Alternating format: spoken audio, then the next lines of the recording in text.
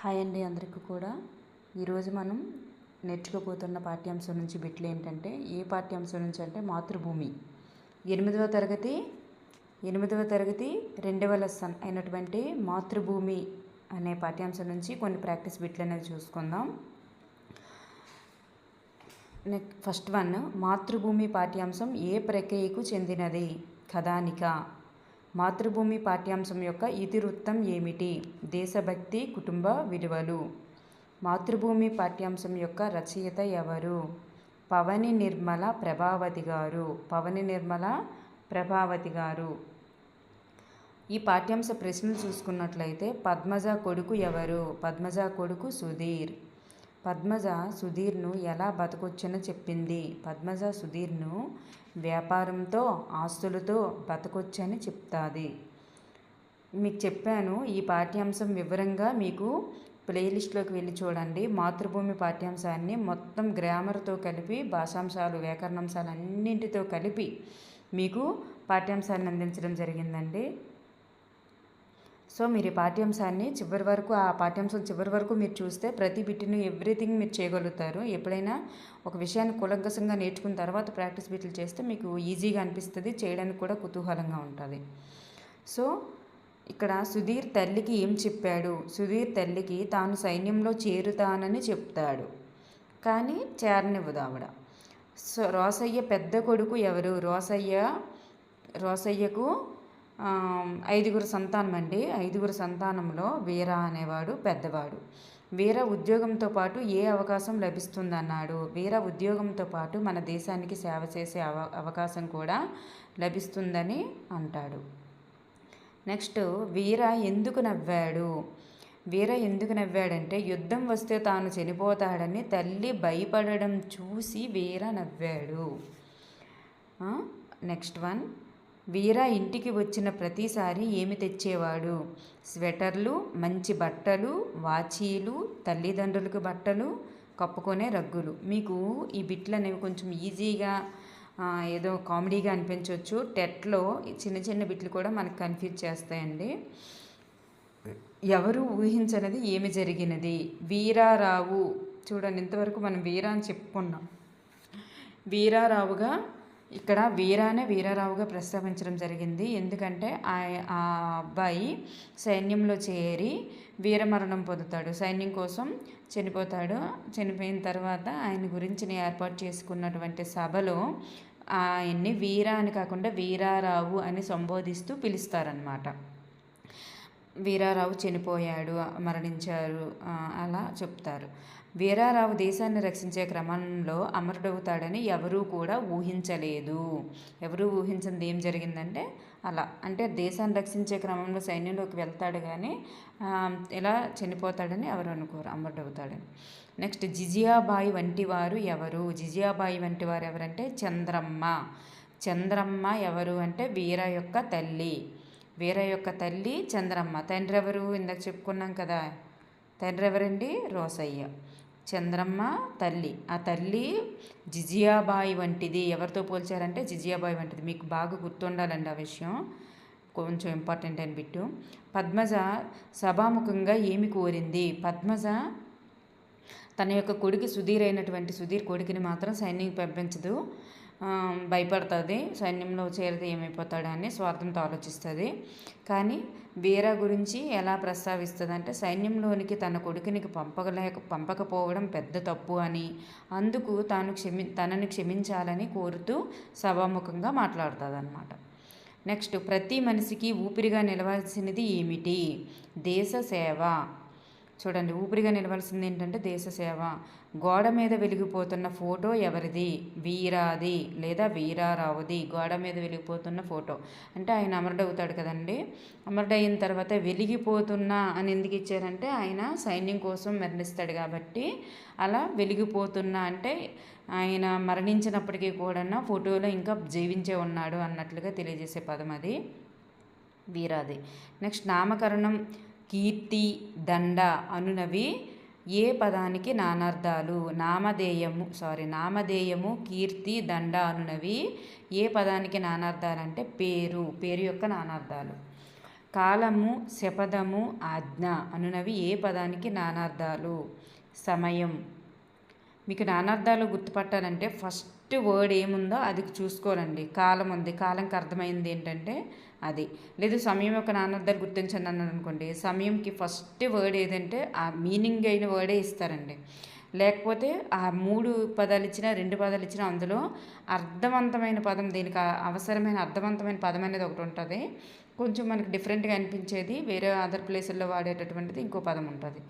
అర్థవంతమైన పదం ఏది ఉందనేది మీరు చూసుకోండి, దాన్ని బట్టి మీరు గుర్తించవచ్చు. నెక్స్ట్, జీతం పదం యొక్క పర్యాయ పదాలు ఏంటి? జీతం అంటే వేతనము, భృతి, భత్యము. 3 ఒకేలాంటి పదాలు వస్తాయండి. పర్యాయ పదాలు అంటే 3 కూడాను ఒకే అర్థాన్ని ఇచ్చే పదాలు ఉంటాయి. అక్కడ నానార్థాల్లో వేరు అర్థాలు ఇస్తాయి అన్నమాట. నెక్స్ట్, క్షమించండి వేరు ప్లేసుల్లో వాడతారు కాబట్టి డిఫరెంట్గా మీనింగ్లో ఉంటాయి. ఇక్కడ క్షమించండి అని పదాన్ని విడదీయండి. క్షమించండి ప్లస్ అని, అందులో డీలో ఇడ్ ప్లస్ ఈ ఉంటుంది. ఇక్కడ రెండవ పదంలోని మొదటి స్వరం ఏంటంటే ఈకి ఆ పరమయ్యి ఏమవుతుందంటే ఇత్వ సంధి. ఇకారానికి అచ్చు పరమైనప్పుడు ఏమవుతుందండి? ఇత్వ సంధి వస్తుంది. నెక్స్ట్, పత్తనము పదానికి వికృతి ఏది? మీకు ఇంతకుముందే చెప్పాను కదండి, పత్తనము అనే పదానికి వికృతి పట్టణము. ఎందుకంటే పత్తనం అనేది మనం వికృతి అనుకుంటాం, కానీ అది వికృతి అనుకుంటాం. పత్తనం అనేది మనం పట్టణమే ప్రకృతి, పత్తనం వికృతి గల అనుకుంటాం, కానీ పత్తనమే ప్రకృతి అంట, పట్టణం అనేది వికృతి అంట. చూసుకోండి, డిఫరెంట్ అన్నట్టు అది. నెక్స్ట్, ఉద్యోగము అనే పదానికి వికృతి పదం ఏది అంటే ఉద్దియ. నెక్స్ట్, అంబ పదానికి వికృతి ఏదంటే అమ్మ. మీకు అన్ని టెక్స్ట్ బుక్లో ఉన్నవేనండి ఇవి. నామవాచక విశేషణాలతో ఏర్పడే సమాసం ఏదంటే కర్మధారయ సమాసం. నీ మాటలు అమృతం వలె సంతోషాన్ని ఇస్తున్నాయి. ఈ వాక్యంలో ఉపమేయము, ఉపమానములను గుర్తించండి. నీ మాటలు అమృతం వలె సంతోషాన్ని ఇస్తున్నాయి. మీకు చెప్పాను కదండి, ఇక్కడ దేని గురించి అయితే మనం మాట్లాడుతున్నామో అదే ఉపమేయం. అక్కడ నీ మాటలు అమృతం వల్లే సంతోషాన్ని ఇస్తున్నాయి. నీ మాటలు అంటే నీ మాటల గురించి అక్కడ మాట్లాడుతున్నాం కాబట్టి దేని గురించి మాట్లాడుతున్నామో అదే ఉపమేయం అన్నాను కదా. అక్కడ మాటల గురించి మాట్లాడుతున్నాం కాబట్టి ఉపమేయం మాటలే. కానీ పోలిక దేనితో పోలుస్తున్నాం? అమృతం వలె అంటున్నాం కదా. దేనితోనో ఎక్కడో ఉన్న వస్తువుతో మనం పోలుస్తున్నాం కదా. అది పోలికకు తెచ్చుకున్న వస్తువు ఏంటంటే అదే ఉపమానం, అమృతం. నెక్స్ట్, జాతీయ సైనికుల దినోత్సవం ఎప్పుడు? అది మనకు పాఠ్యపుస్తకం వెనకాల ఇస్తాడండి. ఒక దినోత్సవం ఇస్తున్నాడు, ఒక సూక్తి ఇస్తున్నాడు, ఒక మేటి పద్యం ఒకటి ఇస్తున్నాడు. ఇవన్నీ కూడా పాఠాంశ పద్యం ఒకటి ఇస్తున్నాడు, పాఠాంశ కథ అనేది ఒకటి ఇస్తున్నాడు. ఇవన్నీ కూడా గుర్తుపెట్టుకోరండి.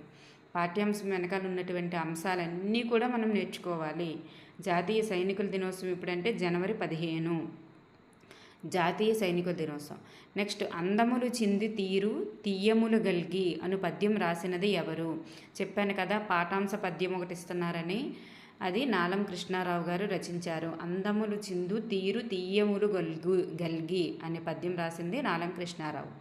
నెక్స్ట్, ప్రాణి లోకంబు సంసార పతిత యొగుట అను పద్యం రాసినది ఎవరంటే ఏనుగు లక్ష్మణ కవి. ప్రాణిలోకంబు సంసార పతిత యొగుట అను పద్యం రాసినది ఎవరు? ఏనుగు లక్ష్మణ కవి. నెక్స్ట్, ప్రాణిలోకంబు సంసార పతిత యొగుట ఏనుగు లక్ష్మణ కవి. చూడండి, ఒక సూక్తి అనేది ఇస్తున్నారని చెప్పాను కదా. తీసుకోవడం కాదు ఇవ్వడం నేర్చుకో, పెత్తనం కాదు సేవ అలవరుచుకో అనే సూక్తి ఎవరిది? రామకృష్ణ పరమహంస. రామకృష్ణ పరమహంస గుర్తుపెట్టుకోండి. తీసుకోవడం కాదు ఇవ్వడం నేర్చుకో అనేది రామకృష్ణ పరమహంస గారి యొక్క సూక్తి. నెక్స్ట్, ఏకపాత్ర. నేను చెప్పడం కూడా కొంచెం ఫాస్ట్గా చెప్తున్నానండి. మీకు వీడియో లెందీగా ఎక్కువ టైం వేస్ట్ అవ్వకూడదనే ఉద్దేశంతోనే నేను ఫాస్ట్గా చెప్తున్నాను. ఏకపాత్రాభినయం అనగానేమి? మనకక్కడ అల్లూరి సీతారామరాజు గారి యొక్క కథనివ్వడం జరిగింది. పాఠ్యాంశ కథ కిందన మనకి ఇవ్వడం జరిగింది. ఎవరిదంటే అల్లూరి సీతారామరాజు గారి యొక్క కథ. ఏకపాత్రాభినయంకి ఉదాహరణ ఎవరు? ఏకపాత్రాభినయం నయం చెప్పుకున్నట్లుగా ఎవరి కథని ఇవ్వడం జరిగింది అంటే సీతారామరాజు గారి కథని మీరు గుర్తుపెట్టుకోండి. మహనీయుని జీవితంలో జరిగిన ఏకపాత్రాభినయం అంటే ఏంటంటే మహనీయుని జీవితంలో జరిగిన పతాక సన్నివేశము, సంభాషణ పాత్రోచితంగా ఒక్కరే అభినయించడాన్ని ఏకపాత్రాభినయం అంటారు. ఉపమాలంకారంతో పోల్చబడేది ఏది, పోలికకు తెచ్చుకున్నది ఏది?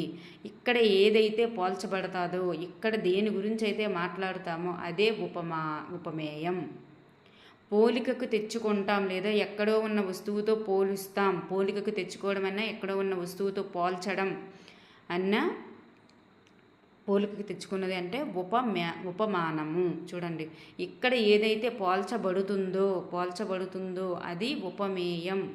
పోలికకు తెచ్చుకున్నది ఉపమానం. బాగా గుర్తుపెట్టుకోండి. నెక్స్ట్ ఓవర్ అండి. Thank you everyone. ఇంకా మరికొన్ని బిట్లతో రేపు పద్యరత్నాలు మేటి పద్యాలు ఉంది కదండి లెసన్, దాని నుంచి రాసుకుందాం. థ్యాంక్ యూ అండి. ఏమైనా రాంగ్స్ ఏమైనా ఉంటే కామెంట్ చేయండి. నచ్చితే లైక్ చేయండి. మీ లైక్స్ అనేవి నాకు చాలా ఇంపార్టెంట్. మీరు లైక్ చేస్తే నాకు మరిన్ని వీడియోలు అనేవి చేయాలనిపిస్తుంది. థ్యాంక్ యూ అండి.